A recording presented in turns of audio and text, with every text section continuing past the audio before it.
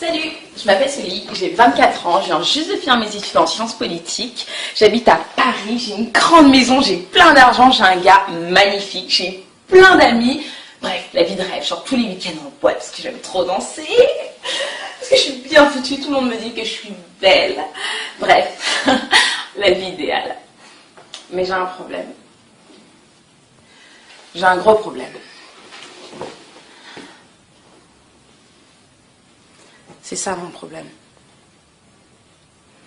C'est qu'après les strass et les paillettes, quand je rentre chez moi, que j'enlève ma perruque, plutôt ma prothèse, ben moi je le vois, j'ai très mal. Parce que je me dis que j'ai 24 ans, j'ai peut-être même pas fait le tiers de ma vie, et je suis condamnée à ça, parce que je peux rien faire d'autre. Enfin, je peux pas me montrer comme ça, c'est pas possible. Sinon tout s'arrête. Pourquoi? Parce que je me suis tissée, et encore tissée, parce que je voulais qu'on me dise toujours que j'étais belle et encore belle et de plus en plus belle. Je me suis fait toutes sortes de mèches qui me serraient la tête. Des mèches, des lourdes mèches, je faisais des coiffures, je tirais. Je me défrisais, je me suis peut-être défrisée une centaine de fois. Et je me disais que ça allait s'arranger. Donc j'achetais des crèmes, je dépensais de l'argent pour m'acheter la dernière crème, Dark and Lovely, Dr Miracle, Botanical, de toutes sortes de crèmes pour arranger la situation.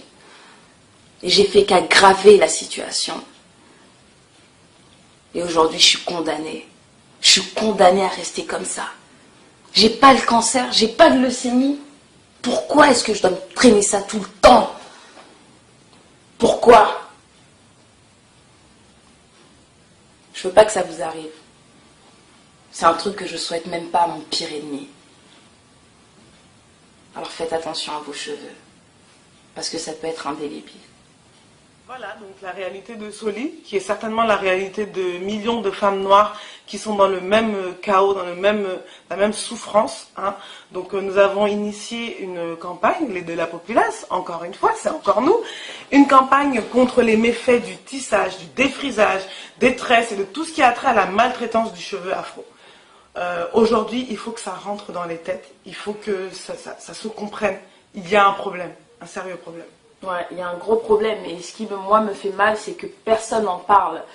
Personne n'a tiré l'alarme pour dire que c'était plus possible, que c'est pas possible que 80 à 90% des femmes d'une communauté noire là se cachent les cheveux, ça arrache les cheveux, se font du mal avec des produits chimiques, avec des tractions répétées.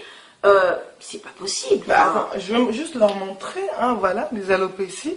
Hein, malgré que ça fasse des mois que je sois devenue naturelle, j'ai toujours un problème pour faire pousser mes cheveux de devant à cause des tractions. C'est des problèmes de millions de femmes. Voilà. C'est pas juste moi avec mon problème et son problème, c'est des millions de femmes, c'est nos mamans.